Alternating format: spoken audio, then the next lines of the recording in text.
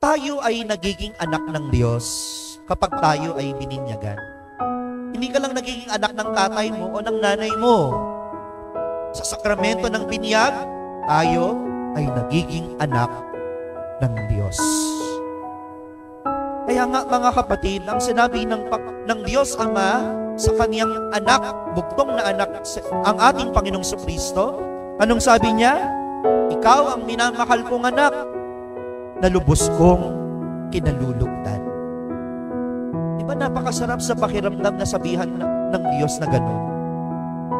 Kaya tandaan ninyo proud na proud ang Diyos sa mga pagkakataon na tayo'y gumagawa ng mabuti.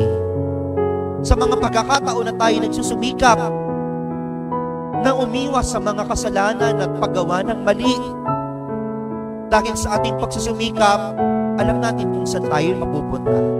At sasabihin sa atin ng Diyos Ama, ito ang minamahal kong anak na lubos kong kinalulugdan.